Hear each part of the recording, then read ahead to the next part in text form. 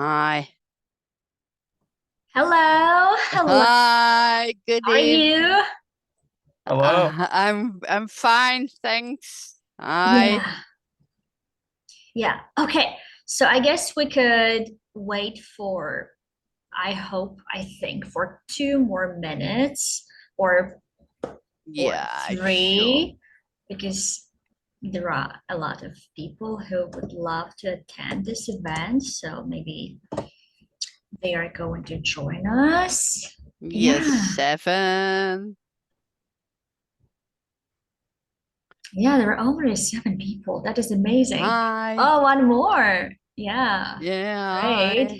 hi. Yeah, okay, Am I cool. able to change my picture? I don't have a webcam at home, but I can change my picture to a picture of me. I don't know if I can do that. You could try whatever you prefer. I don't see the option here. Hmm.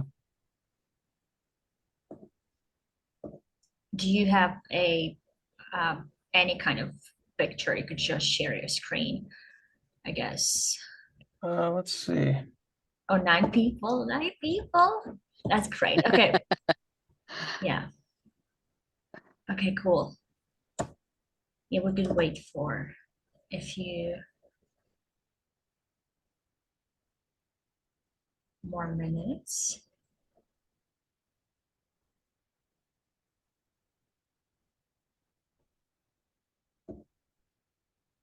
This this is going to be recorded, so in case someone is interested to see it later or rewatch it or share with someone, you'll have the recording. I think, I hope.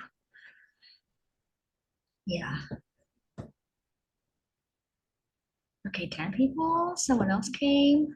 I changed my Zoom picture. Let me quickly reconnect and see if that Yeah, fixes it. sure, sure. Okay. And then when Sheldon comes back, we will start. Oh, we have Veronica coming. Yeah. Oksana, how's it going in Ukraine? We have had no blackouts for the past week. That we are extremely happy about that. Yeah, Oh, that's one. wow. Yeah, so relaxed having electricity all day and night long. So that's wonderful.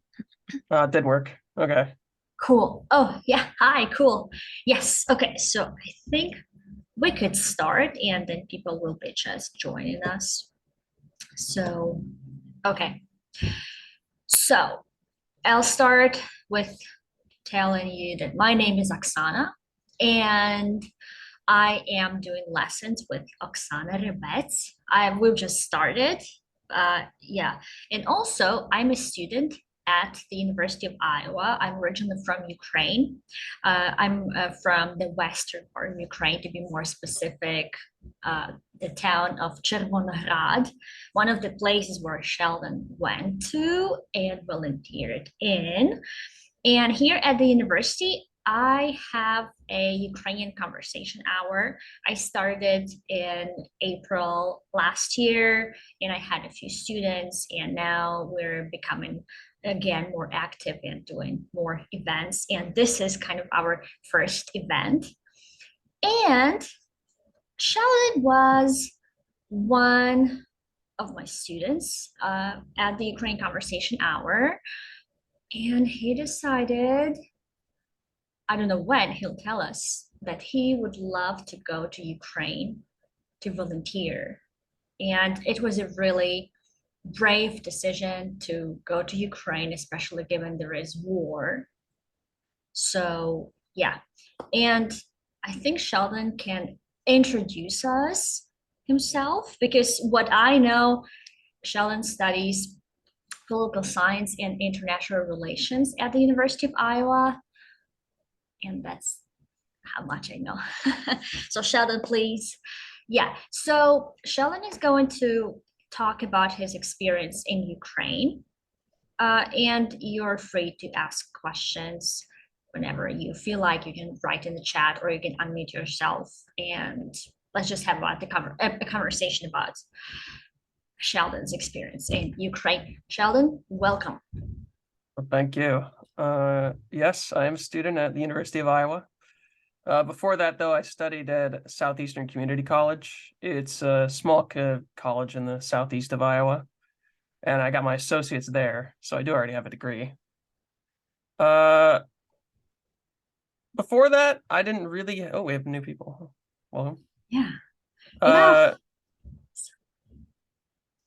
Before that, I had a little bit of interest in mainly politics.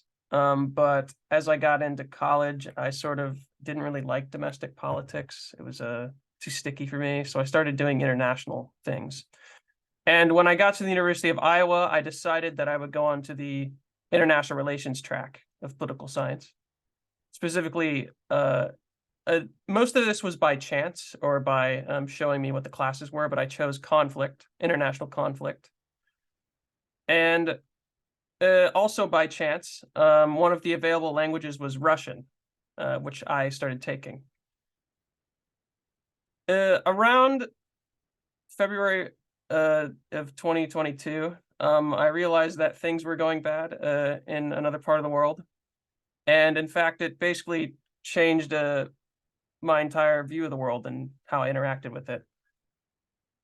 For the first few months of the war, it was all I looked up. It's all I researched. It's all I followed, all the news. I'm part of some, we call it open source intelligence, if you know what that is. There's communities that they look up on social media in Ukraine and Russia, and they find out what is going on, essentially. So I was a part of that for a while. And eventually, you watch these things for a while, and you realize that, man, I should do something. I should get involved. And I think that people that want to do something should do whatever they can. So that is around the time when I saw Ukrainian language hours going on, Oksana. I believe one of the Russian instructors told us about it. So I attended, and she's very kind, and she's explaining well. She actually, I learned about some of the main differences between Russian and Ukrainian through her classes, and that helped me a lot before I became a volunteer. And it sort of just came into me thinking like, I want to do something, and I started asking my professors. None of them recommended that I go to Ukraine, understandably. But it was something that I felt so engrossed in doing that I started contacting my friends and Oksana, because I have online friends that are in Europe. I have one Ukrainian named Ivan. He was very important to me because he was a gateway, essentially, to getting there. And along with a Polish friend and a Belarusian friend who I met along the way. And these guys, I've only known them online, really. We played games. But they helped me plan out a way where I can figure out a date that I can get a plane ticket, go to Europe, and we met up in Krakow, essentially. And we just went on from there. It's just interesting to me that it worked out that way. It was pretty perfect. But Ivan, my friend, he was studying in Stockholm, Sweden. And when the war started, he had the same thing as me. He thought, man, I should do something. And he dropped everything and bought military gear and moved to Ukraine to join the army. So this sort of worked where we both wanted to go to Ukraine, and we both met up in Krakow, and we met up with our other European friends. And from there, our Polish friend took us to the border, and we went our separate ways in Lviv train station. That was an interesting time, actually, getting there, though, because I had never been outside the US. This was the first time I had done anything. So by chance, we had a guy who was outside the train station. I think it was 2 a.m. And he said he'd take me to Chervonograd for $50, which I was like, okay, yeah, a good shipment. And I don't think any of that could have happened without Oksana either, because she was the one who connected me with a priest in Chervonograd who was willing to take me. And it was essentially I'll do free work, and you'll give me free housing. Essentially, it was an exchange of free labor, I suppose. And I don't know, they're just the nicest people I'd ever met. And I thank Oksana for getting me with those people, because they were just amazing. I was never actually been into a Catholic church before that. My parents, it was sort of like, well, we call it non-denominational Protestantism, if you know, where it's just the preacher just takes the Bible and he says about whatever he wants, and it's more of a free open. And I hadn't been very religious for a while, so it was my first experience back into living at a church and a religious group as well. So it was all really, really interesting for me. But I could talk for hours about my whole my months there. But if you want to ask any questions, Oksana, or anyone else, I can answer anything. If anyone has questions. Oh, Chris does. Yes, please, Chris. I'm just wondering, did you have, Sheldon, a plan when you arrived at Lviv station? Was it did you just turn up and hope that an opportunity would come to you, or was there some sort of idea of who to contact and where to go from there? As far as getting to Chervonograd, I didn't really have an idea, but I talked with Ivan because he was with me, and we hoped to find somebody that had a taxi cab. If not, I would have to stay the night at the train station and take the bus in the morning, essentially. But so the plan was always to go to Chervonograd. Yeah. Okay. That was all pretty decided. I probably should have put before I had talked to Oksana before actually going. And she connected me with somebody. But the plan as to how to actually get there, when I got to the train station, that was we just found a guy, and he was willing to take some money to take me there.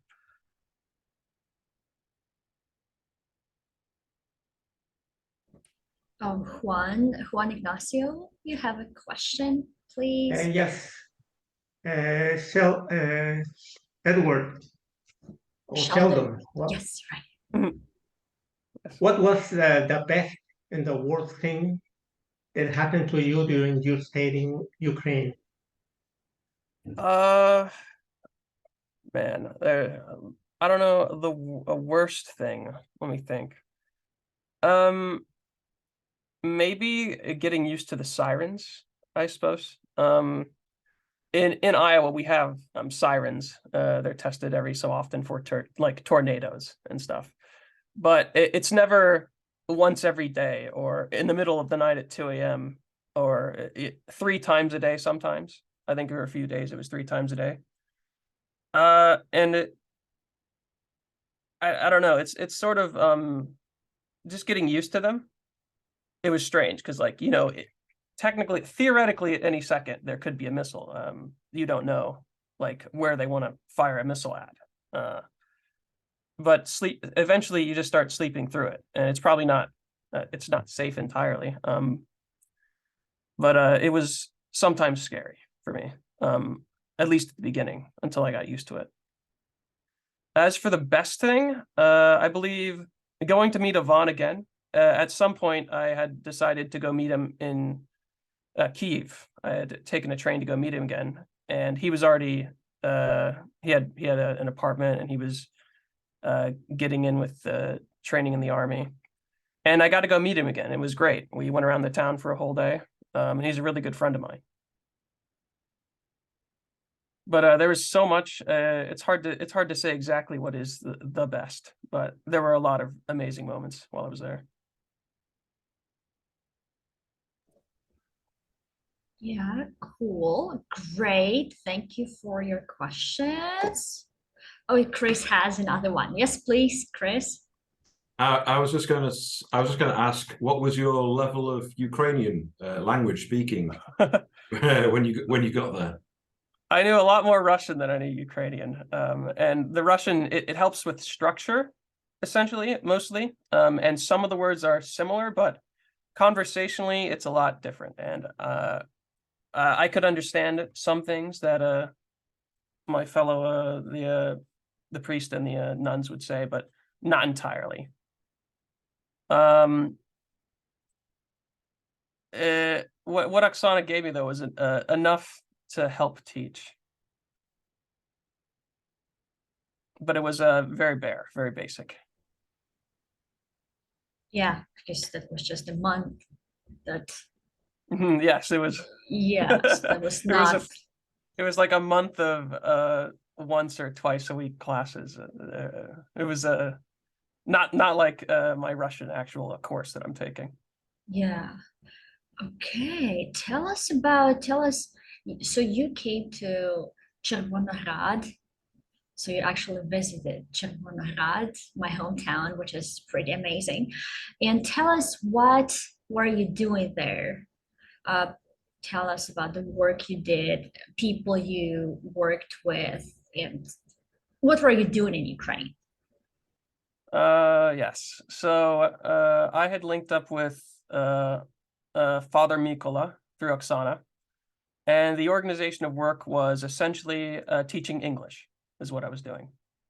And apart from that, a secondary was occasional humanitarian stuff, but not like going out and delivering it. But we would someone would come by and they would either drop stuff off that somebody brought from Poland, or it'd be the military or somebody else that would take food or clothes or whatever.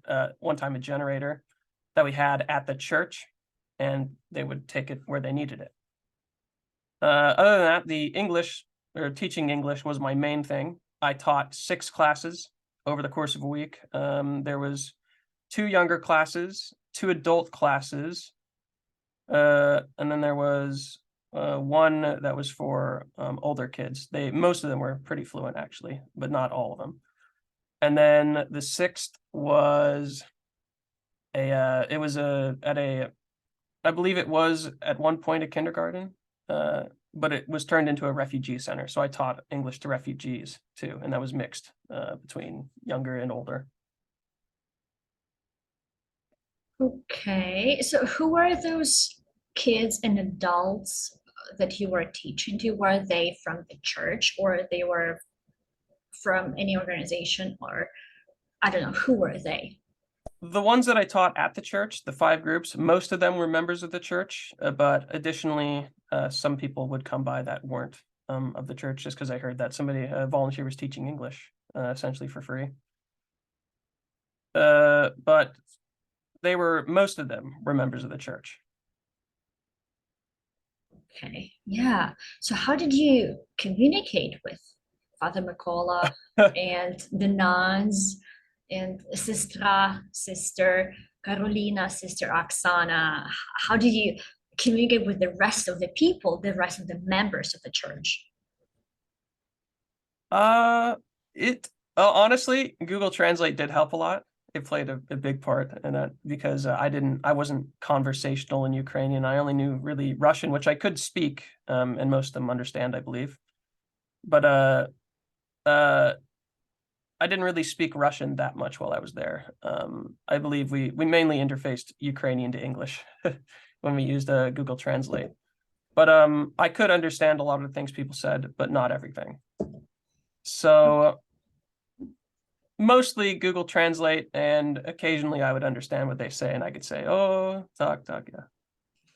Okay, yeah. So has your level of Ukrainian improved? I'm not so sure. I haven't been able to study it intensely because I'm caught up in university, but I would love to find some more time, maybe go Oksana's classes again, or even take an actual Ukrainian class. Yeah, yeah, you could do that through Ukrainian Zone. Mm. Yeah, I'll have to send you the link. Okay, Juan Ignacio has another question, please. No, it's not a question. Simply to say that there are 3 questions in the chat. Oh, yes. Oh, yeah. Yes, we are going to answer. So the first question that we have, what type of work did you do? That's what we've already answered. You taught English and you were helping with humanitarian things there in the church. And Michelle has another question. What was the most interesting thing to learn about Ukraine for you during your time there? Maybe I would say how unified everyone was. It was No one seemed like they weren't a part of what was going on. Everyone seemed like they were doing something. They were for something. I don't know. Like seeing all these people come by and they want to help, or they're transporting supplies. And it wasn't just Ukrainians. It was sometimes Polish people. We had a couple Germans come by. That was amazing. I don't know. It's just the amount of people that I met that were helping. It was honestly moving. I even met, while I was in Kyiv, I met a guy from New Zealand who was a part of a volunteer organization, and 2 Americans that were with him. Along with 2 Americans that I met in Lviv, actually. And I don't know, it's the environment of all these volunteers, it was amazing, just meeting them. And the Ukrainians that were with me that I helped, they were just so positive, I suppose, about everything.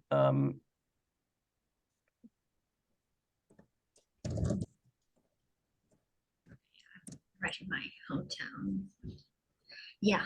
Okay. And Bridget, right, has a question. Had you taught English before, or did you just wing it? Yeah. Yes, the way it was just a wing it thing. I didn't have a course. I went on Amazon and I found a English to Ukrainian book, and it was organized very well. It was organized by basics at the start and then like topics. So I could go through the alphabet and I could tell them the sounds and the vowels and what words they're from, they can sound out. And then I'd go into like topics like around the house or on the street, stuff like that. So it was by my own design, and I hope I did a pretty good job. But it was mostly winging it. All I had was an associate's degree, which technically makes you in the U.S. Eligible to be a teacher in certain, but mostly just winging it. Okay. Yeah, but that's still cool. You're a native speaker anyway, so I think you can teach English, So, I'd hope so. yeah. All right. And okay, we have one more question in the chat, because I also have questions, but let's do the chat questions. So what would you recommend or advise someone who would want to go to Ukraine? And what would you warn someone against? I think if somebody really wants to go, you can't tell them not to go. I think people should help if they want to. But I don't know. It's mainly what helped me the most is having this network of people that I could trust. My Ukrainian friend, Oksana, she was back in the US if I needed her. I had also family friends if I needed to leave Ukraine. I would advise against going in without a plan or without enough, making sure you have the money, the basics. That's the basic thing, having money, enough clothes. I wouldn't recommend to go somewhere dangerous, like obviously dangerous near the front line if you're not experienced. I would recommend being in a safer area if you want to go and you aren't from the area, I suppose.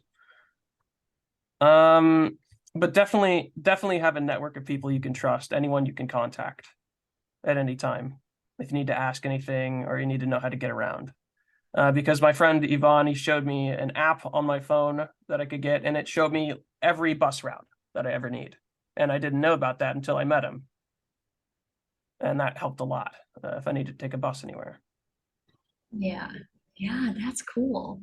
But still, before I contacted that Father Mikola, I was contacting someone in Chicago, and I was telling them, oh, I have this student, Sheldon, and he wants to go to Ukraine.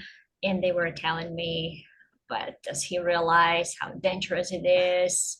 And I say, yes, he does, but they were not happy about the idea because the US government does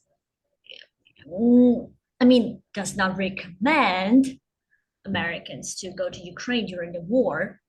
So how, and if I do not think everybody from here could just go to Ukraine, especially right now, even to Lviv region, you know, because we imagine that, oh, it's western part of Ukraine, oh, it's like safe. No, it's not. Yeah, so you can tell about that a little bit more later. But my first question is, how did you get this courage to go? Like, how did you make it? I'm not really sure. Sometimes maybe it's you could call it dumb, maybe, but I don't know. It's just the willingness to do whatever you think needs to be done, or like my friend who joined the military, and he was on the front lines a couple times in the past couple months, actually. Like, why do we fight? I don't know. Some people, we just have something to stand for, and maybe it's in my values, in democracy or freedom. I don't know. But it's important for me to do stuff that people would consider dangerous, I suppose. And there's people that do even more dangerous stuff than me, that are actually on the front lines. These other volunteers that try to get people out that are in the front line. I don't know. It's just something we do. Any volunteer. Yeah, yeah, that's very courageous of you to go. Yeah. And yeah, I was talking about the western part of Ukraine, which is considered, well, we Oh. imagine it's kind of safe, you know. But It's tell yeah. us, but I don't think it is. Like, tell us how, yeah, tell us more about the sirens. Tell us how people feel about it, and how people get or don't get used to it, and what kind of threat you can expect. And did you hear or feel there will be a threat from the Belarusian side? Like, how was that? How is the Yeah. tension? I had known about that. Like I said, I was part of OSENT communities where they'd post about the stuff or follow it, and I was always active on that. I knew where the front lines were. I know it on the map. I can see it. And you hear these threats, and it's maybe it will, but in that case, I'd have to figure out a plan of action to get out if I needed to, if there was actually a threat. The sirens and the missiles, I don't know. It's this, it's a non-zero chance that your area is targeted by a missile that may not be exactly accurate to what they want to hit it, or they are accurate and they're just hitting anything they want. The closest missile was, I think, 30 kilometers away. I didn't tell my mom about that, definitely. I don't think she didn't find out until after. But there is a threat anywhere in the country is a threat, really. Some places more obviously, but at any point, a missile could hit, I was relatively, it was relatively, because we have the church doubled as a shelter. There's a basement, and they were actually renovating it while I was there. They were putting a bathroom in the basement so people could be down there during the sirens and go to the bathroom if they wanted to. And there was a second, I believe it doubled for refugees at another underground place that was on the church. And they were both, I suppose, fairly safe, but you never know, I guess. Yeah, right. How do you feel when you hear the sirens here now due to tornado or something? Do you have any associations, or do you feel any threat when you hear sirens here in America, in Iowa, for example? I don't know. The feeling hasn't really bled over, but I know it reminds me. It does. When they test them, it's like, gosh, I've heard those before, but they were different. But it's not like it doesn't sit in my mind the whole time, I suppose. But I'm always reminded, and I want to go back actually when I can. Yeah, you are a senior or a junior now? I'm a last semester, supposedly, if everything works out. Okay, I'll be graduating. Okay, cool. Yeah. So another question I'm interested in. So you said you had never traveled out of Iowa before, and well, yeah, you read a lot about Ukraine. How was Ukraine different when you first came to Ukraine? How was it different from what you had imagined before? Because maybe people in America, sorry, in Ukraine, imagine America in one way, and then they come to America and it's different or it's not, depends. So how it was with you and Ukraine? I'm not sure how many preconceptions I had about Ukraine. I didn't really know exactly what to expect. Maybe I'm a bit more realist about it, where it's just, these are people and now I'm in their country and I'll just be with them, I suppose. But it was a sort of like Iowa, I suppose, because it was a lot of farmland and the occasional city. I'm not really sure because I didn't have any pre-notions of what I should expect. I sort of just learned along the way, I suppose. Yeah. That's great. Yeah, that you didn't have any stereotypes or like prejudgments about Ukraine.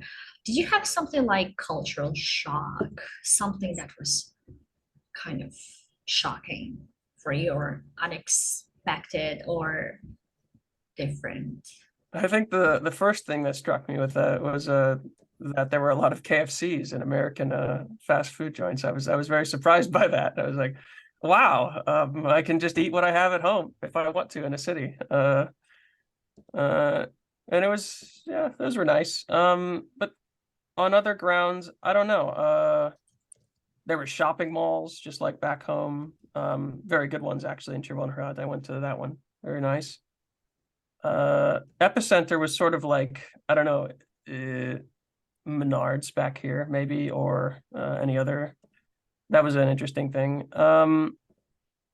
The food, amazing. All the food I had was amazing.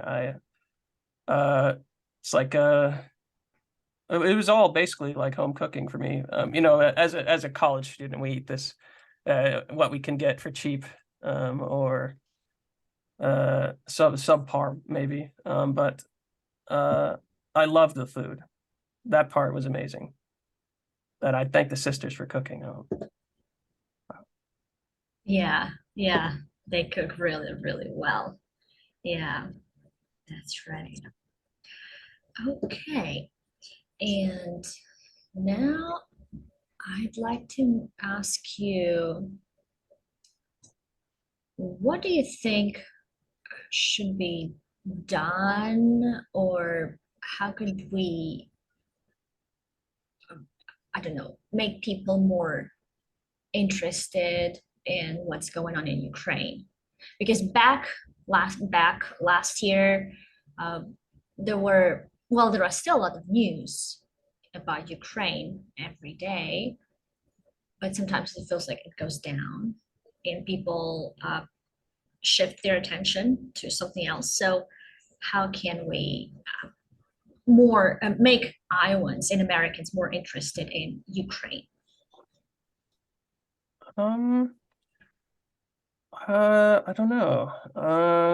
I'd like for there to be like more open. Like maybe we could have, like you said, you're trying to do more events. Maybe we can. I don't know how large the Ukrainian community is, but maybe we can make events that get attention, or that maybe cultural showings. I don't know. I'd like for people to speak about this more. That beyond like, I mean, it's always a thing. It's always in the back of our classes in international relations and political science, because this is the thing, like one of the most important events that's going on in international relations. So in our areas, the students, we always talk about it. But I know that people can't dwell, especially in the modern world, can't dwell on one topic for too long, or especially if it's not on their news cycles. Maybe there should be more. It should be tied more in organizations or public events. I wish, but I'm not really. I don't know what the best route is. Okay, yeah. What about students, like specifically students, the student community at Iowa City?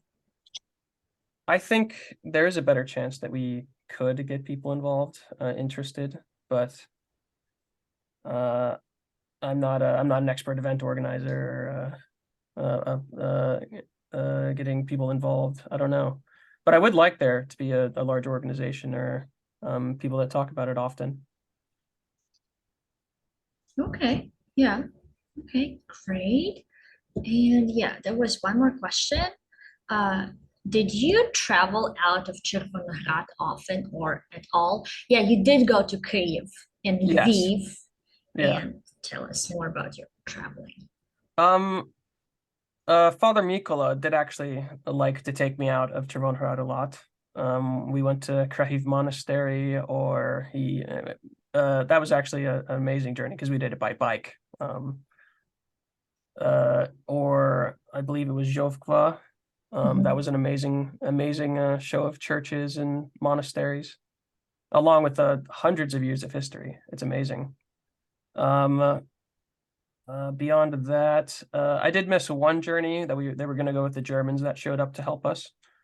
I think they went out to southwest in the mountains, but I didn't go with them because I was helping the museum curator at Zhovkva move some stuff around. Okay. Oh, you were helping, right? In Yeah, Zhovkva. yes, I did actually.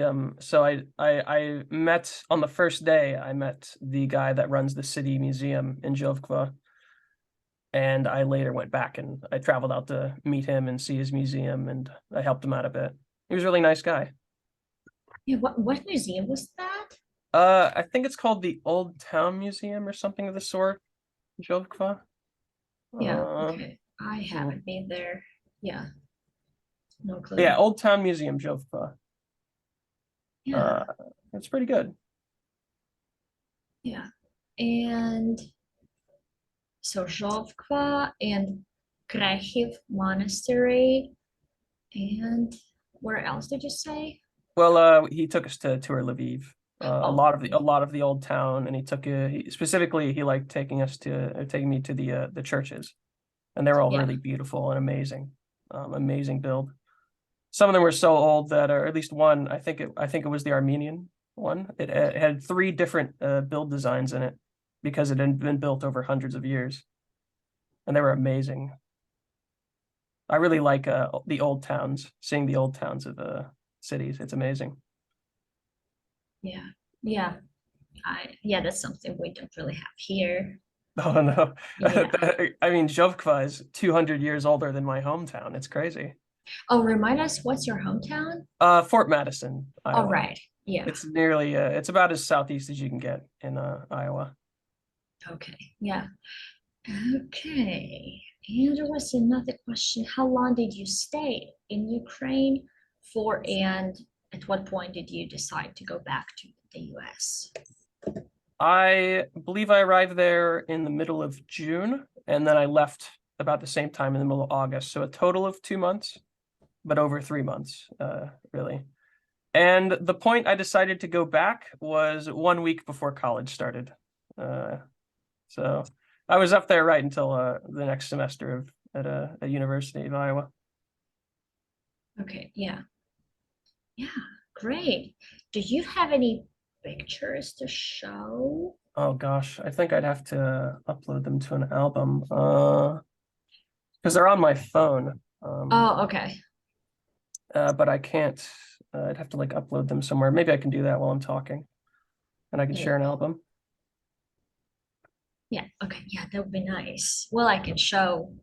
I have 3 pictures that you sent to me. Yeah, those are really, I love them. Yeah, those are really good ones. So I guess I could let me see. Yeah, okay, I have them. So the first.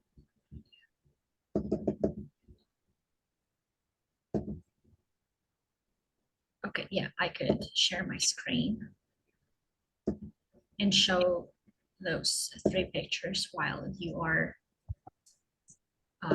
loading yours. Okay, so this is the first one.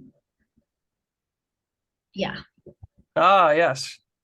Yeah, this is you in the middle, obviously. And who are the people, and where are you? And yeah, what So yourself this is the dining room of the church.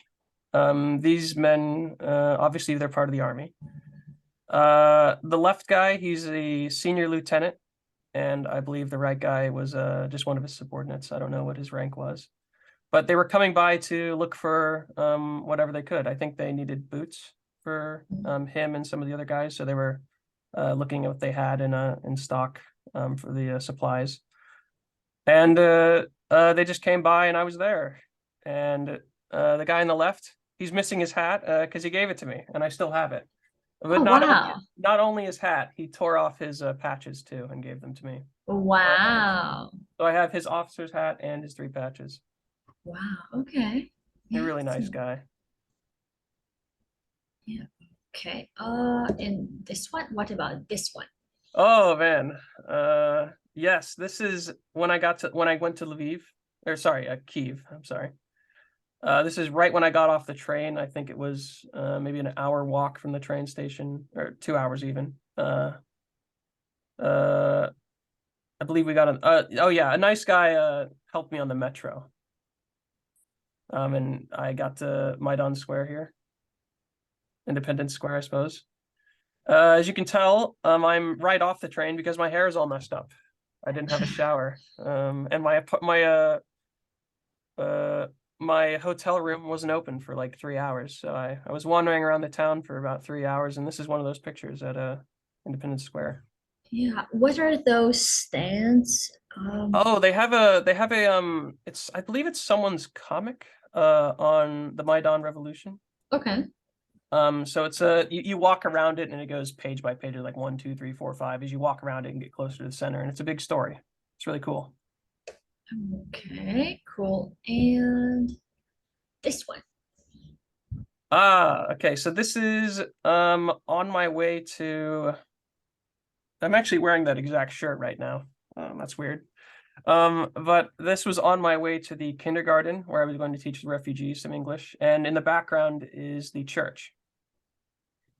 There's a tree blocking most of it, but then behind my head is where we lived, I believe. I forget what the name of it is, but half of it we lived in, and the other half is with the church.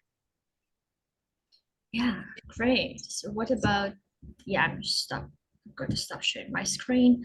So what about your pictures? This is going to take a bit, actually. Okay, yeah, then we have 2 more questions here.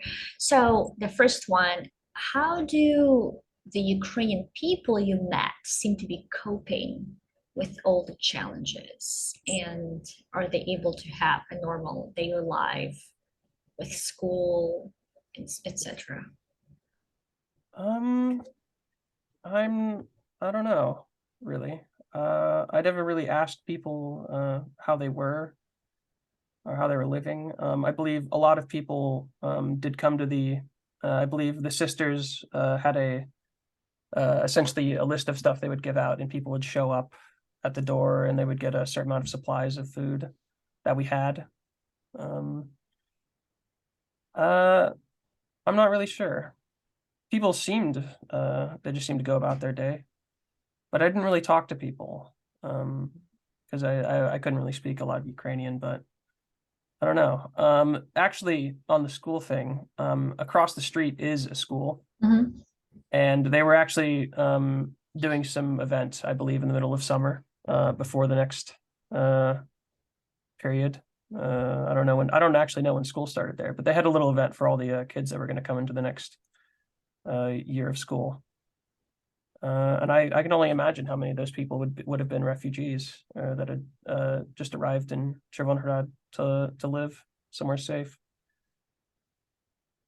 But I don't know. I hope they were doing okay as it was. It was theoretically safer, but you never know. Yeah, you never know. Yeah. Okay, another question. How did this experience change you?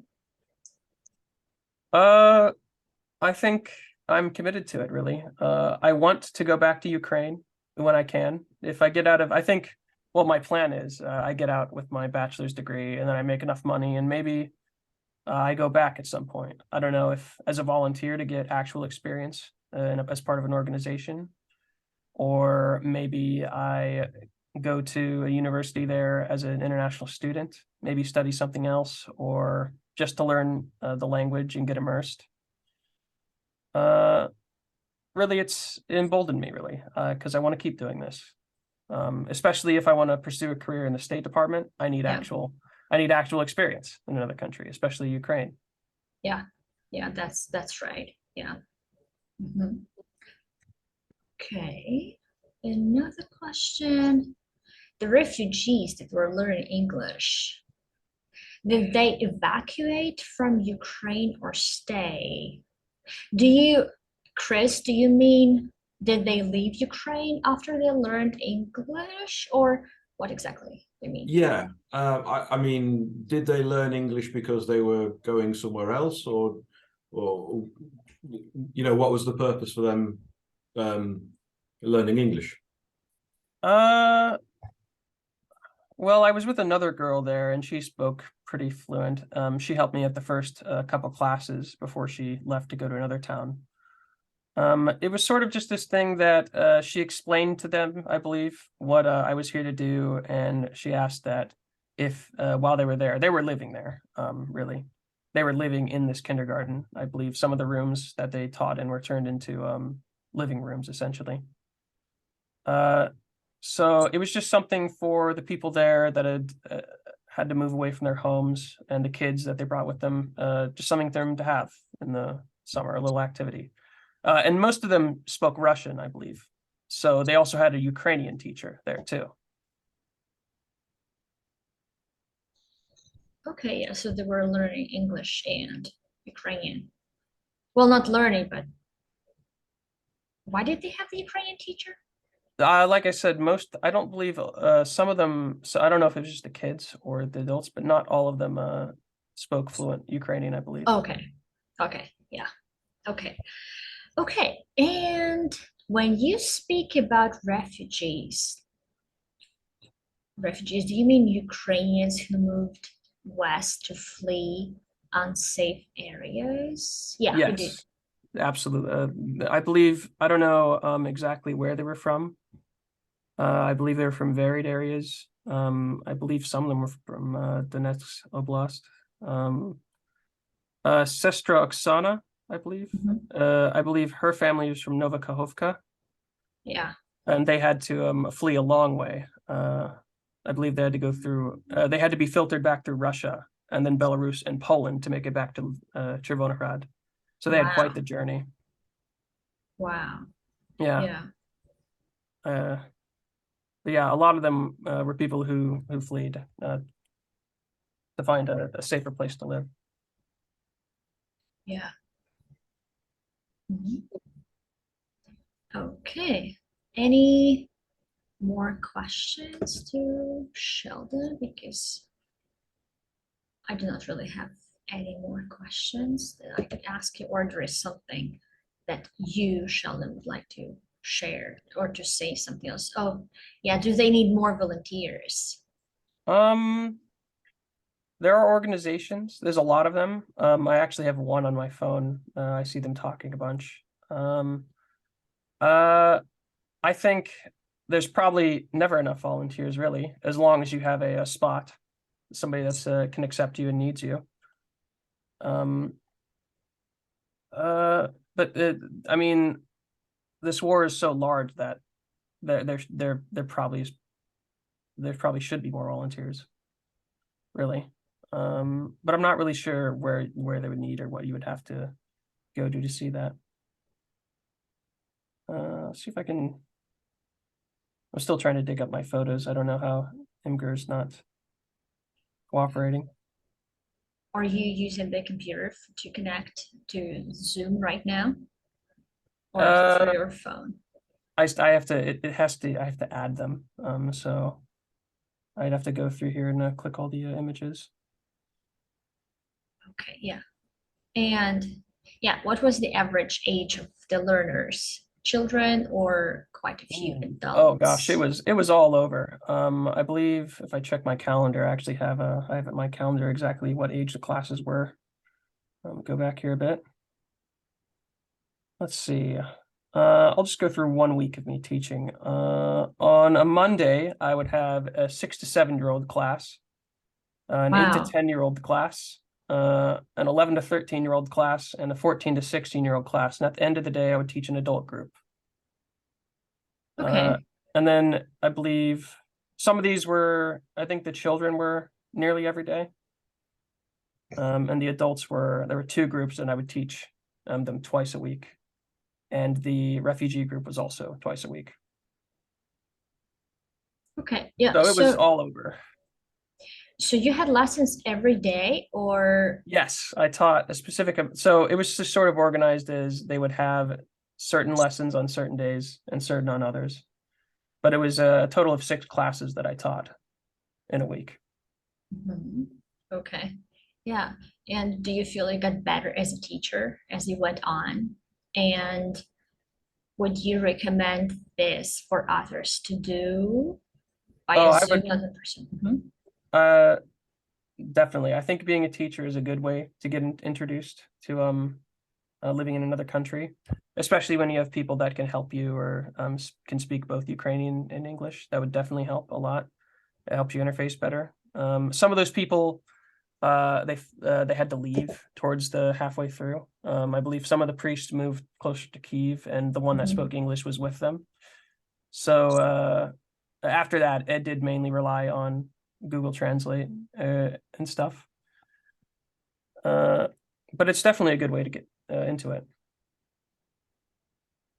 Yeah, I agree. Teaching is a pretty rewarding experience. Yeah.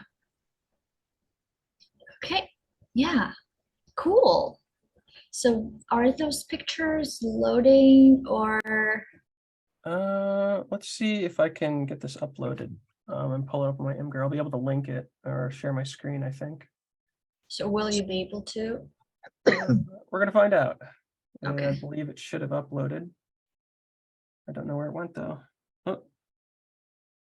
I mean,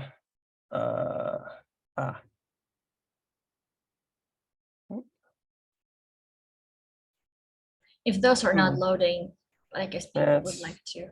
Yes, Chris, tell us, ask us, or ask Sheldon. I was just going to say that Oksana Riabets shared earlier a website where I think you can, if you want to volunteer to help Ukrainians speak English, there is a website you can go to that connects you to Ukrainians, and you can just basically talk to them and help them out with their with their English, spoken English.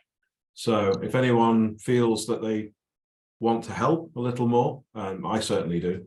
You could go onto that website and volunteer to speak English with people. Yeah, thank you, Chris.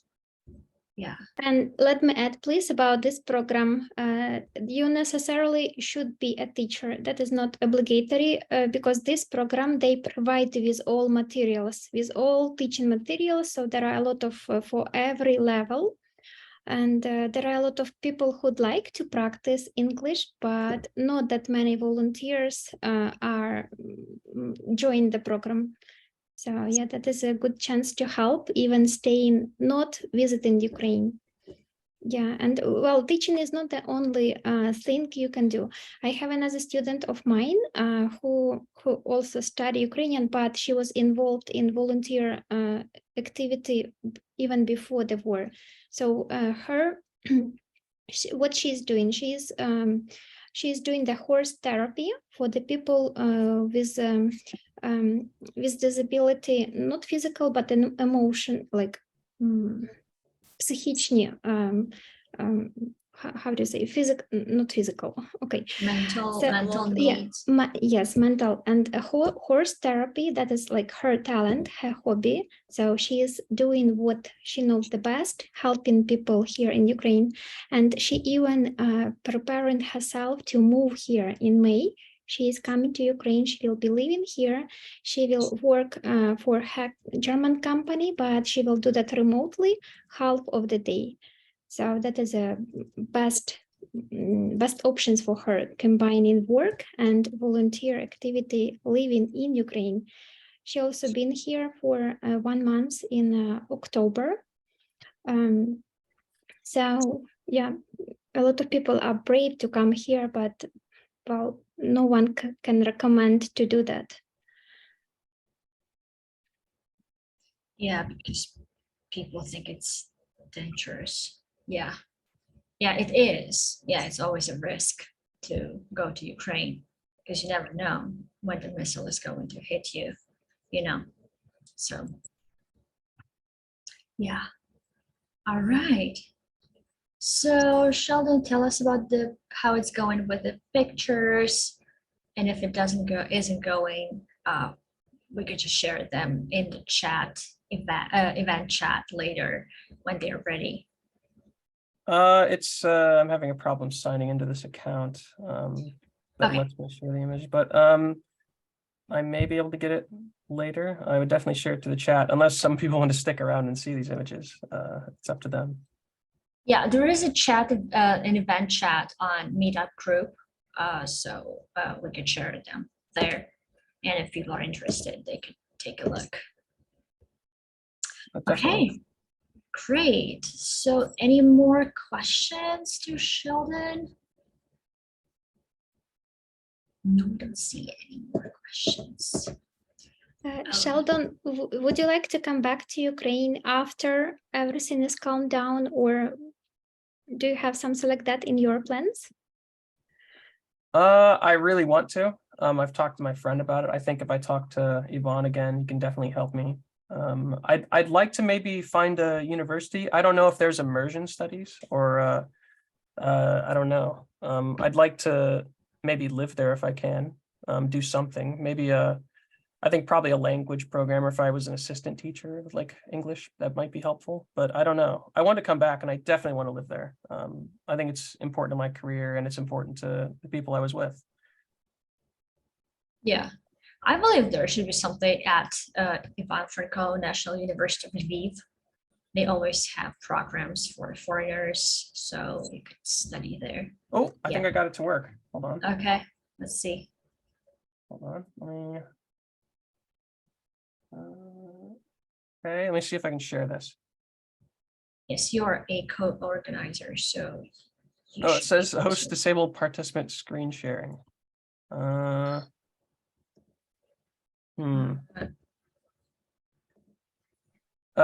have to reset me as a co-host. It says I'm just me. Okay, let me 1 second and I will set you as a organizer.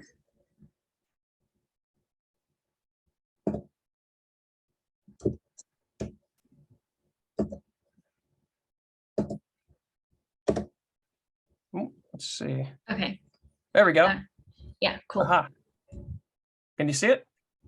Yes. All right. There's a few. I don't want to take up too much time here because I have literally 700 images. And Wow. I chose a few. I chose a few from here.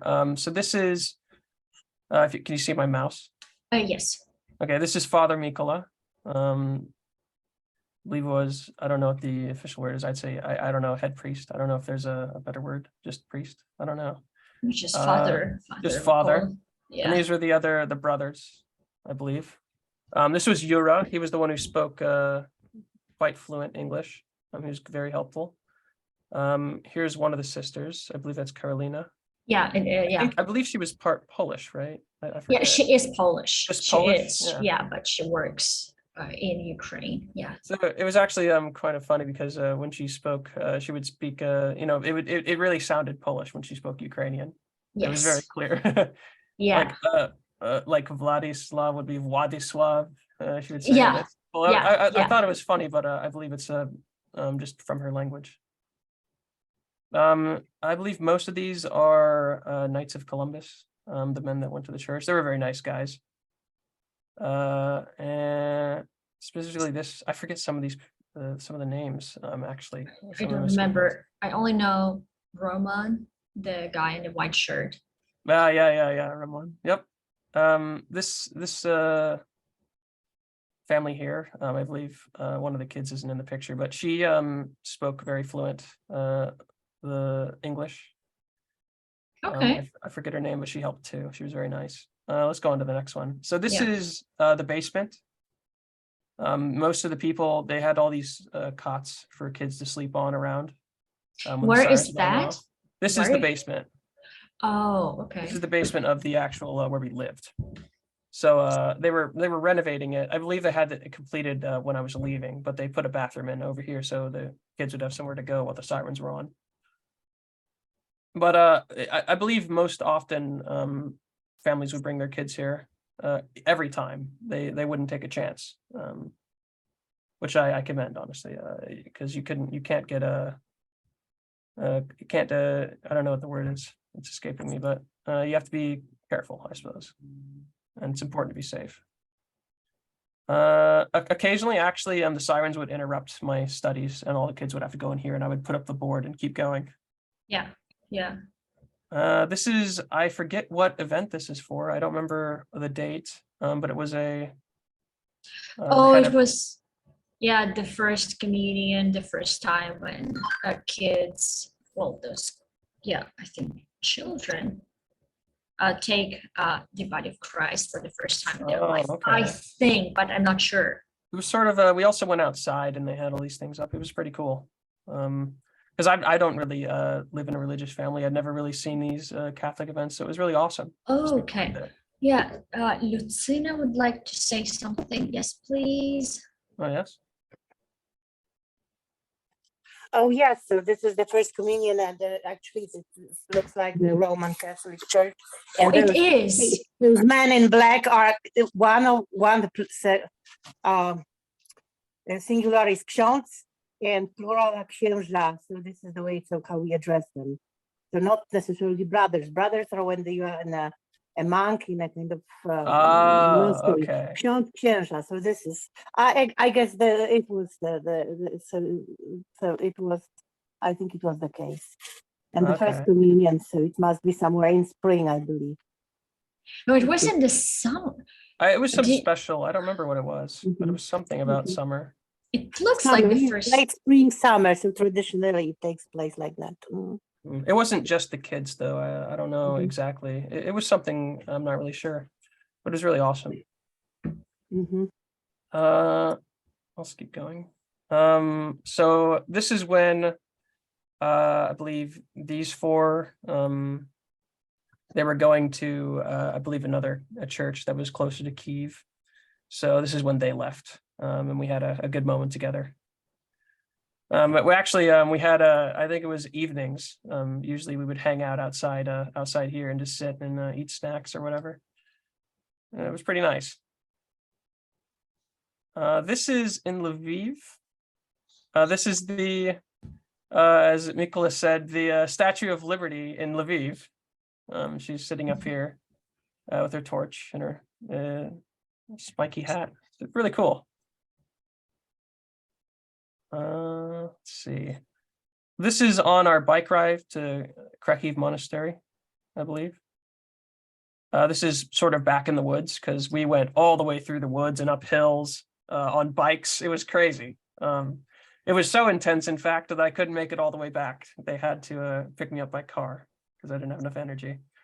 But it was pretty good.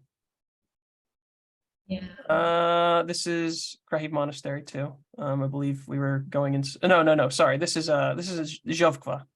My bad. This is the church in Zhovkva. So this was the grand entrance, I suppose.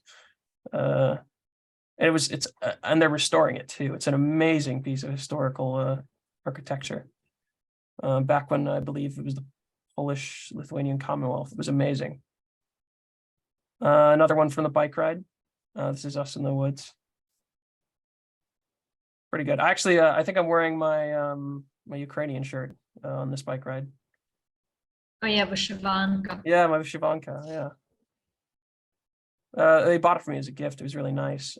This is, you could probably read this better than I am. This was I believe, a volunteer event. This is where I met a couple, it was 2 or 3 Americans, and they had I believe there was art they were selling. I think it was kids art, maybe. And they had some soldiers come in and accept these donations. And this was an older guy, and he was playing music for us. He was really good. Maybe I can share the recordings of it in the chat, some of them. But he was a really good guitar player. So it was in Lviv, right? Yes, this is in Lviv. Okay. Here's a better picture of everyone that's here. This is us in the back. There's Mikola and there's me. Let's see. This is a good one.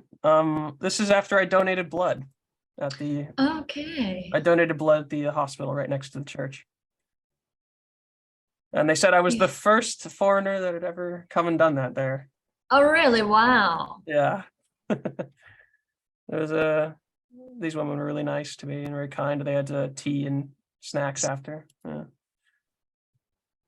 Yeah. This is another picture from Independence Square in Kyiv.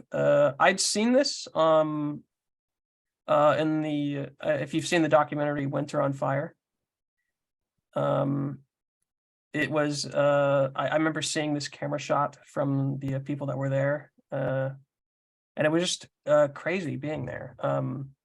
If you go there today, you can only go so far up this road because eventually it's the part where it's the presidential and the government area and it's blocked off. But you can walk up most of this route and see everything that was here. Actually, I believe if I have a picture of it. Yes, this is a park near the square. This is I forget what they call this, but I believe I didn't really realize it, but this is the president's building right here. And the police did question me for being here, but they were nice about it. They understood that I was an American who was just exploring the town. So they actually looked through my photos and stuff. And of course, I don't take pictures of police or military, so just stuff we were doing. So they were very kind about it, though. Just making sure that I wasn't somebody who shouldn't be there. But nice sit here. I was just wearing my Denmark shirt. This is also in Lviv. I believe this is a Georgian restaurant. It's a very amazing place. And I've never had, I think this is hachapuri, I believe. Yeah, I think so. And it's amazing. This guy, he comes in and he mixes an egg around in like it was a raw egg, I think, actually, in this bread with butter. It was amazing. Let's keep going. So these are people I don't talk about a lot because they're a part of this online community that I was talking about. And they are writers from Sweden, I believe. And they were they came to volunteer, and I think specifically they were volunteering to help the Georgian Legion. And I think they were writing a book about what's going on here. They were very nice people. There's the restaurant, Radio Tbilisi. This is when I met my friend in Kyiv. This is Ivan. So we're just hanging out here on I believe this is a war museum. And it goes everywhere from current to World War II, I believe. And it was an amazing place. But this is where I got to meet him. And he's been on the front line a couple times for training and experience. Sometimes I worry about him, but you know, he's like me. He's doing what he wants, doing what he wants to do for his country. This is a cake that one of the church members made for me. It says, "Thanks, Sheldon," and very beautiful. It was like a Snickers, I think. It was like a giant Snickers cake. You can see it here. Who made this? I forget exactly who made it. I didn't get their name, I don't think, but it was one of the people that were in the English class. Okay. They were very nice, and this is us. I believe this is breakfast or lunch or something. And this is Sister Oksana. This is her family. Oh, okay. Here's some of the food. I don't know the names for a lot of this stuff. But I think these are raw beets and they were very good. But we have various stuff we had, and it was all amazing. We'll go through some of this.